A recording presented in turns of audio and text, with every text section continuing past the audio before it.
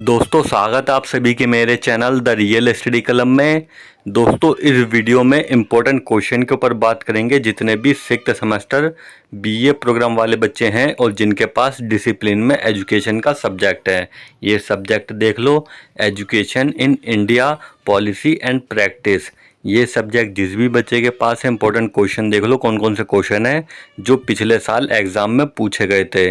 दो question paper आप सभी को मैं दिखाऊंगा और ये दोनों क्वेश्चन पेपर पिछले साल के ही हैं।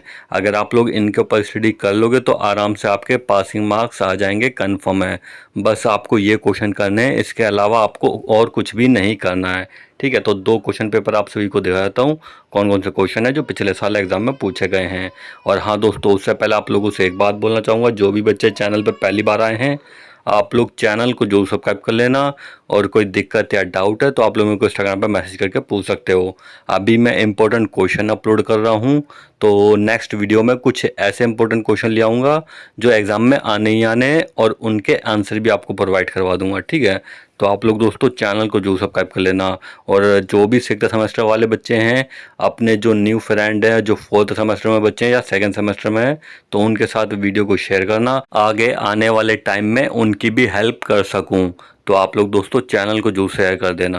अब मैं दोस्तों आपको क्वेश्चन दिखा देता हूँ कौन कौन से क्वेश्चन है इस पहले क्वेश्चन पेपर में जो पूछे गए हैं, फिर इसके बाद मैं आपको दूसरा क्वेश्चन पेपर दिखाऊंगा। तो यहाँ पे देखिए दोस्तों, ये रहा आपका पहला क्वेश्चन, इसके ऊपर स्टडी जरूर करना। पहले क्वेश्चन के ऊपर मोस्ट इंपॉर्टेंट क्वेश्चन है, तो ये क्वेश्चन जरूर आ सकता है।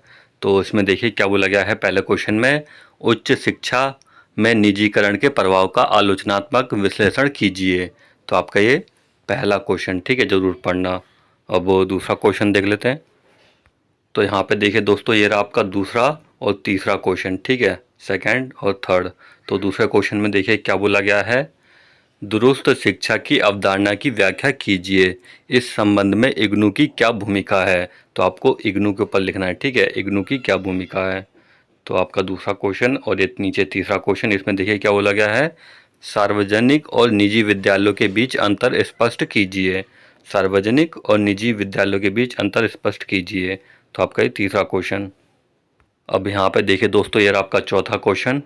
इसमें देखिए चौथे क्वेश्चन में क्या बोला गया है, गुणवत्तापूर्ण प्राथमिक शिक्षा सुनिश्चित करने में सर्व शिक्षा अभियान एसएसए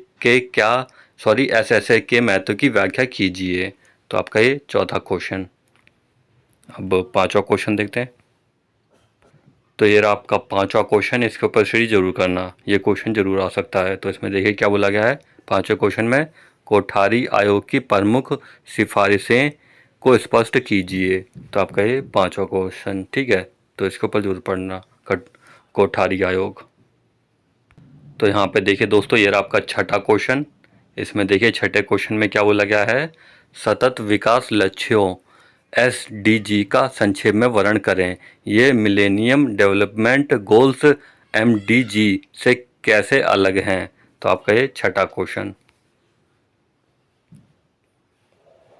तो सातवां क्वेश्चन देखिए, इसमें क्या बोला गया है सातवें क्वेश्चन में, विश्वविद्यालय अनुदान आयोग हर साल गैर मान्यता प्राप्त संस्था की सूची जारी करता है। यह सलाह दी जाती है कि उच्च शिक्षा संस्था में प्रवेश लेने से पहले छात्रों को इसकी मान्यता और एनएएसी रेटिंग की जांच करनी चाहिए। ऐसा क्यों है, व्याख्या करें।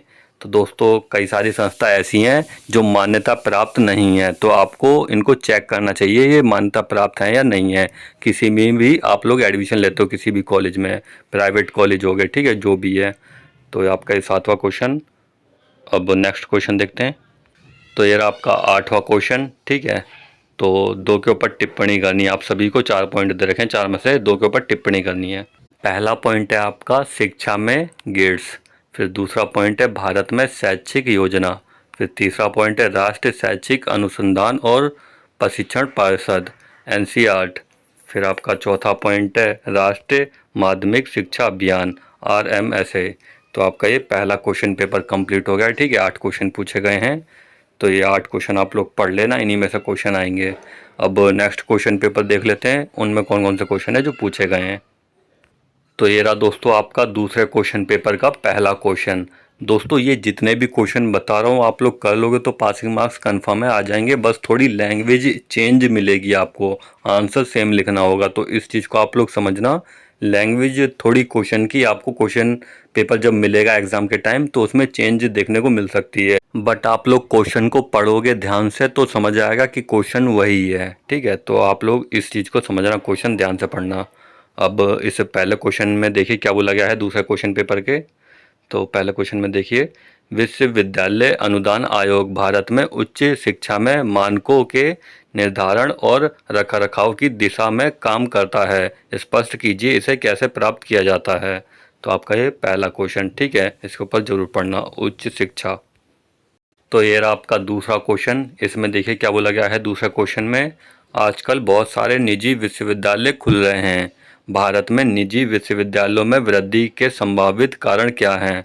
तो आपका ये दूसरा क्वेश्चन। दोस्तों क्वेश्चन ऐसे हैं जो आप लोग बना के भी कर सकते हो, ठीक है, तो इस तरह का क्वेश्चन है। आपका ये दूसरा क्वेश्चन हो गया। अब तीसरा क्वेश्चन देखते हैं। तो ये रहा आपका तीसरा क्वेश्चन, ठीक है, तीसरा क्वेश्चन है आपका। तो इसमें देखिए क्या बोला गया है तीसरे क्वेश्चन में, स्कूली शिक्षा को मजबूत करने में जिला शिक्षा एवं प्रशिक्षण संस्था डाइट की भूमिका की व्याख्या कीजिए। तो डाइट के ऊपर आप सभी को लिखना है, डाइट क्यों करते हैं, ठीक है, इसकी भूमिका बतानी है आप सभी को। तो आपका ये तीसरा क्वेश्चन हो गया। अब चौथा क्वेश्चन देख लीजिए। तो ये रहा आपका चौथा क्वेश्चन। तो इसमें देखिए चौथे क्वेश्चन में क्या बोला गया है, राज्य सरकार तथा सहायता प्राप्त कराने वाले विद्यालयों में अंतर स्पष्ट कीजिए। राज्य सरकार तथा सहायता प्राप्त कराने वाले विद्यालयों में अंतर स्पष्ट कीजिए। तो आपका ये चौथा क्वेश्चन, ठीक है। तो बेसिक से क्वेश्चन है, इन्हें आप लोग बना के भी कर सकते हो। तो ये पांचवा जो क्वेश्चन है इसके ऊपर जरूर पढ़ना, ये मोस्ट इंपॉर्टेंट क्वेश्चन है पांचवा। तो इसमें देखिए क्या बोला गया है पांचवें क्वेश्चन में, स्कूली शिक्षा के संदर्भ में एनईपी राष्ट्रीय शिक्षा नीति 2020 की प्रमुख सिफारिशों पर चर्चा करें। तो आपको एनईपी के ऊपर लिखना है, जो न्यू एजुकेशन पॉलिसी लागू हुई है तो आपको उसके ऊपर लिखना होगा, ठीक है, नेशनल एजुकेशन पॉलिसी। तो जो 2020 में लागू की गई थी, जिनका एडमिशन 2022-23 का है, तो उन बच्चों को ये चीज़ पता है एनईपी मोड है वो बच्चे, ठीक है, और जो 2022 से पहले के बच्चे हैं वो सीबीसीएस मोड वाले बच्चे हैं। तो आपको एनईपी मोड के ऊपर आपको लिखना होगा, ठीक है। तो आपका ये पांचवा क्वेश्चन हो गया। अब छठा क्वेश्चन देखते हैं। तो ये रहा आपका छठा क्वेश्चन। तो इसमें देखिए छठे क्वेश्चन में क्या बोला गया है, सतत विकास लक्ष्यों एसडीजीएस को कुछ उदाहरणों के साथ समझाएं। वैश्विक एजेंडा 2030 को पूरा करने के लिए भारत सरकार द्वारा क्या कदम उठाए गए, ठीक है, सतत विकास लक्ष्य एसडीजीएस को कुछ उदाहरणों के साथ समझाएं। वैश्विक एजेंडा 2030 को पूरा करने के लिए भारत सरकार द्वारा क्या कदम उठाए गए। तो आपका ये छठा क्वेश्चन, ठीक है। अब नेक्स्ट क्वेश्चन देखते हैं। तो ये रहा आपका सातवां क्वेश्चन। इसमें देखिए सातवें क्वेश्चन में क्या बोला गया है, शिक्षा का अधिकार अधिनियम 2009 के अनुसार 8वीं कक्षा तक बच्चों को किसी भी कक्षा में नहीं रोकने की वकालत करता है। इस योजना के फायदे और नुकसान क्या हैं। दोस्तों 8वीं कक्षा तक किसी भी बच्चे को फेल नहीं किया जाएगा, तो ये सरकार ने घोषणा की हुई है, तो इसके ऊपर आपको लिखना होगा। सभी बच्चों को पता है 8वीं तक कोई भी बच्चा फेल नहीं हो सकता है, सबको प्रमोट किया जाएगा 8वीं कक्षा तक। तो इसके ऊपर आप सभी को लिखना है, ठीक है, इस योजना के फायदे और नुकसान बताने आप सभी को। तो आपका ये सातवां क्वेश्चन हो गया। अब नेक्स्ट आखिरी लास्ट आठवां क्वेश्चन देख लेते हैं, उसमें क्या बोला गया है। तो ये आपका आखिरी लास्ट आठवां क्वेश्चन, दो के ऊपर टिप्पणी करनी है आप सभी को। 4 पॉइंट दे रखे हैं, 4 में से 2 के ऊपर टिप्पणी करनी है। तो पहला पॉइंट है उच्च शिक्षा में समता, फिर दूसरा पॉइंट है राष्ट्रीय शिक्षा नीति 1968, इसके ऊपर जरूर पढ़ना। या तो ये पूरा क्वेश्चन आ सकता है या पॉइंट लिखने को आ सकता है। फिर आपका तीसरा पॉइंट है समग्र शिक्षा, फिर चौथा पॉइंट है एनआईओएस के ऊपर लिखना है, ठीक है। एनआईओएस के बारे में सभी बच्चे जानते होंगे, ओपन से 12th करवाता है, 10th और 12th। राष्ट्रीय मुक्त विद्यालय शिक्षा संस्था, तो आपका ये चौथा पॉइंट हो गया, ठीक है। तो ये क्वेश्चन आप लोग पढ़ लेना। तो दोस्तों 16 क्वेश्चन मैंने आप सभी को बता दिए हैं, ये 16 क्वेश्चन आप लोग कर लोगे तो आराम से आपके पासिंग मार्क्स आ जाएंगे। इसके अलावा आपको कुछ नहीं करना है। और हाँ, अगर किसी बच्चे को पीडीएफ चाहिए 10 ईयर की जिसमें क्वेश्चन के साथ आंसर भी मिलेंगे, तो आप लोग मेरे को इंस्टाग्राम पर फॉलो कर लेना, मैसेज कर देना इंस्टाग्राम पे, आपको मैं पीडीएफ प्रोवाइड करवा दूंगा 10 ईयर की, ठीक है। तो जितने बच्चे हैं चैनल को जो सब्सक्राइब कर लेना। अभी मैंने क्वेश्चन बताए हैं 2 क्वेश्चन पेपर, और नेक्स्ट वीडियो में कुछ ऐसे इंपॉर्टेंट क्वेश्चन लाऊंगा और उनके आंसर भी प्रोवाइड करवा दूंगा जो एग्जाम में आने ही आने हैं, ठीक है। तो आप लोग चैनल को जरूर सब्सक्राइब कर लेना। जो नए बच्चे हैं, आपके नए फ्रेंड हैं, उनके साथ वीडियो को शेयर करना। तो वीडियो हेल्पफुल लगी हो लाइक करना, शेयर करना, और दोस्तों चैनल जो सब्सक्राइब कर लेना।